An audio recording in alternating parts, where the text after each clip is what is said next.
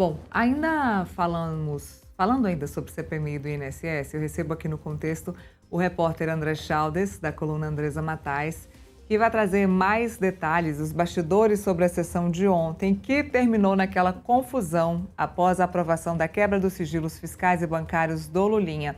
Bem-vindo, Chaldes. Chaldes que já está indignado aqui, a gente já estava conversando sobre essa confusão de ontem, ele que já está me dizendo aqui que tinha, sim, os requerimentos que o deputado Rogério Correia já está me dizendo que não tinha, né?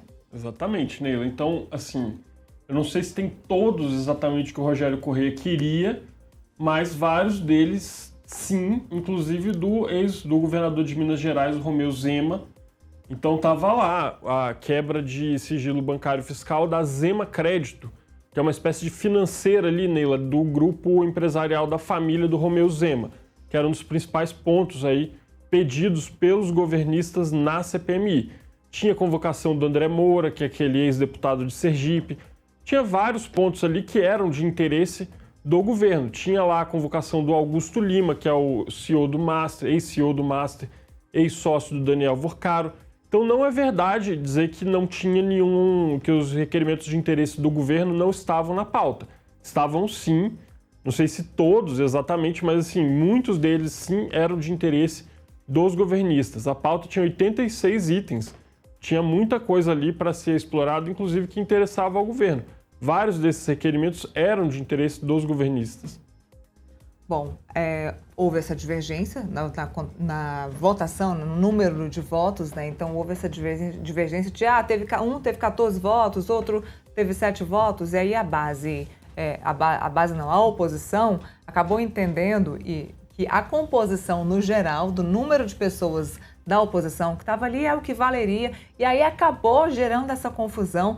Mas é o que eu estava dizendo aqui no programa, né, Chaldes? Essa manobra já foi usada pelo PT e pela base do governo diversas vezes. Então, não é a primeira vez que foi usada, mas é claro que como isso leva em consideração o filho do presidente Lula em um ano eleitoral, aí precisa... É muito mais grave. Exatamente.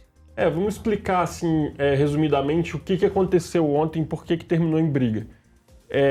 No regimento do Senado Federal, que é quem rege os trabalhos da CPMI, tem uma regra nele, lá no artigo 293, parágrafo 5º, que diz que você não pode fazer 2 verificações, que se chama, de quórum, em menos de 1 hora. Então, assim, a oposição tinha um pedido do governo, na verdade, para votar em bloco todos os 86 requerimentos, para derrubar todos, né, exatamente, para não ter o desgaste de ter que ficar votando um por um, ter que ficar defendendo primeiro Lulinha, depois a Roberta Luxinger, depois a Leila do Palmeiras, depois não sei mais quem. Então o governo tentou fazer uma votação em bloco, votar todos os 86 de uma vez. Naturalmente iam tentar rejeitar todos os 86. Então já começa por aí a mentira do deputado Rogério Correia, dizer que ele queria... o problema é que não tinha alguns nossos na pauta. Não, vocês queriam rejeitar todos, né? O plano deles era esse. O plano da oposição era votar um por um para gerar desgaste, que era exatamente obrigar os caras a ficarem ali até de madrugada votando, votar um por um, batalhar cada um desses requerimentos, Neila.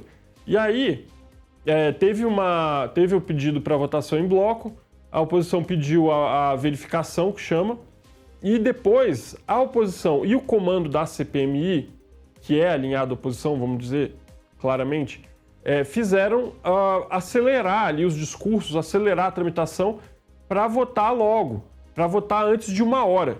E aí, como o governo acabou comendo bola, porque eles poderiam ter postergado, eles poderiam ter protelado, poderiam ter enrolado por mais de 1 hora para poder fazer a votação nominal na hora de votar os requerimentos. Eles não fizeram isso, a votação acabou sendo simbólica, e aí, início da votação ser simbólica, o presidente Carlos Viana fez a contagem ali no olhômetro dele e entendeu que não tinha, não tinha a maioria absoluta, né, dos membros da comissão para poder derrubar. E aí foi isso que aconteceu. E aí o governo não aceitou isso, mas assim, lembrando que esse negócio, como você falou muito bem, esse negócio do presidente bater o olho e fazer a contagem no olhômetro, isso é a regra, sempre se usa no Congresso Nacional em geral. Nas comissões, Neila, a regra é votar de forma simbólica.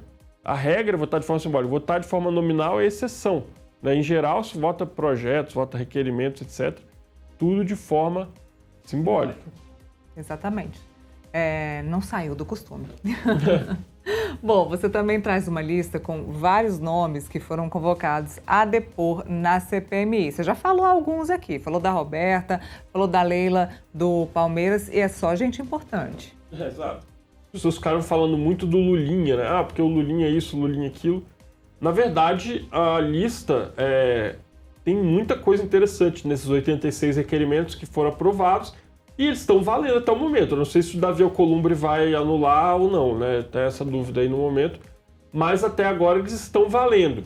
E ali você tem várias coisas interessantes. Tem, por exemplo, a quebra de sigilo da Roberta Luxinger, que é essa senhora que era uma lobista, né? Trabalhava com o careca do INSS e é super amiga do Lulinha. Neila, pra você ter uma ideia, ela tem uma tatuagem de melhores amigos aqui no braço, com a mulher do Lulinha, que é a Renata. Então, assim, é uma pessoa bastante próxima da família ali e tal, tem muita relação com eles e trabalhava com o careca do INSS. Isso não é uma conjectura, isso é um fato público, os dois já apareceram em agendas públicas, trabalhando junto, fazendo lobby no Ministério da Saúde, né? Então tem a Roberta Luxinger, tem a Daniele Fonteles, que é uma publicitária, bastante próxima do PT, fez a campanha da Dilma em 2010. Tem também a Leila do Palmeiras, que não pelo fato dela ser do Palmeiras, né, mas pelo fato dela ser a CEO, a presidente da Crefisa, uma financeira que fazia descontos consignados. Então é por isso que ela está lá nessa lista de convocações. Tem requerimentos de interesse do governo, então, por exemplo, tem lá a Zema Financeira, que é essa empresa de crédito da família do Romeu Zema, né, que operava crédito consignado e por isso está no foco da CPMI, também foi colocado pelos governistas. Tem o André Moura, que é um ex-deputado, que era super aliado do Eduardo Cunha, né, era da tropa de choque do Eduardo Cunha lá em 2015, que fez o impeachment da Dilma. Esse cara é um ex-deputado de Sergipe, e segundo a imprensa lá de Sergipe, ele operava esse esquema no Estado. Então tem vários pedidos sim de interesse do governo também, né? Tem, por exemplo, Neila, um requerimento para a ANAC sobre as listas de passageiros e as rotas das aeronaves do Vorcaro. A gente mostrou na coluna que o Vorcaro comprou quase 300 milhões em aviões. Ele tinha 3 aeronaves que ele usava para ir para Trancoso, para ir para Brasília, para ir para Belo Horizonte, que é a terra natal dele, para ir para Miami, onde ele tem propriedade. E aí, quem é que pegava carona nesses jatinhos do Vorcaro? Isso é uma coisa que a gente pode vir a descobrir, se der tempo da ANAC mandar os dados para a CPMI, porque também, quando for em março, a CPMI acaba. Então, tem que ver se vai dar tempo também. Mas, assim, a princípio, tem muita coisa interessante aí para se saber. Quem é que andava no táxi aéreo do Vorcaro, entendeu? O Brasil vai saber disso se der tempo. Olha, aqui tem uma matéria de capa, estão me contando, a matéria que CPMI já fala em acionar o Supremo Tribunal Federal se Alcolumbre anular o sigilo de Lulinha. Então, vamos lá. A cúpula da CPMI e do INSS já se prepara para uma possível batalha judicial envolvendo a votação de quinta, na qual a comissão aprovou uma série de requerimentos, incluindo a quebra dos sigilos do Lulinha. Segundo os membros da cúpula da CPMI, a ideia é acionar o STF caso o presidente do Congresso Nacional, Davi Alcolumbre, anule a votação como pedido por parlamentares da base do governo Lula. Na visão da cúpula da CPMI, o risco de Alcolumbre derrubar a votação é real, especialmente porque entre os outros sigilos quebrados está a de Gustavo Marques Gaspar, ex-assessor do senador Everton Rocha, um dos homens de confiança do presidente do Senado. Na quinta, o líder do governo, Randolfo Rodrigues, e o deputado Paulo Pimenta se reuniram com Alcolumbre, enfim, para tratar desse assunto. O presidente do Senado, contudo, evitou antecipar a sua posição. O argumento governista da tropa do governo é que houve, então, uma fraude. A gente já falou sobre tudo isso aqui, então existe agora essa possibilidade. CPMI já fala em acionar o STF se Alcolumbre anular o sigilo de Lulinha.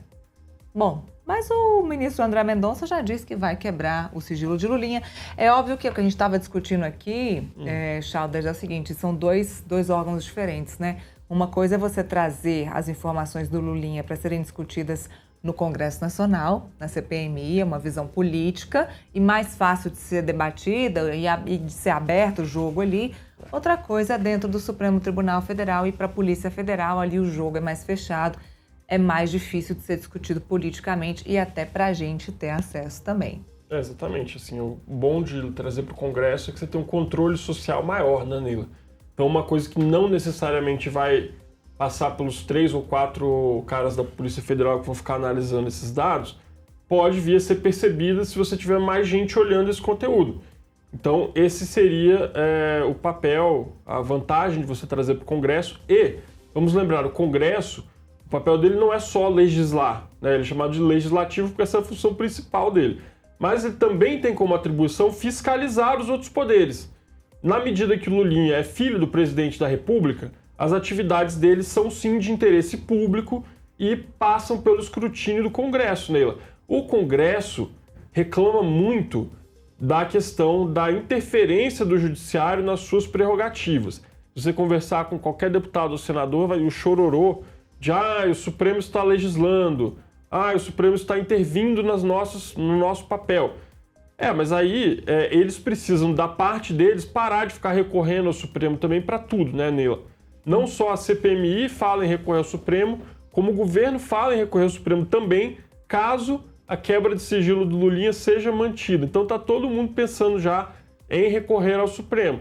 Se os políticos querem ser respeitados pelo Poder Judiciário, a primeira providência que eles precisariam tomar era não ficar recorrendo ao Judiciário para tudo, não ficar judicializando todas as questões, porque inclusive fica meio feio, né? Parece que a gente tem ali um bando de crianças que precisam ser tuteladas por pessoas de toga, né? É uma coisa que apequena o papel do Poder Legislativo, na minha opinião. Bom, há muita água para correr, vamos acompanhar na semana que vem. Hoje é sexta, vamos acompanhar na semana que vem como é que isso vai lidar. Chalder, muito obrigada pelas informações.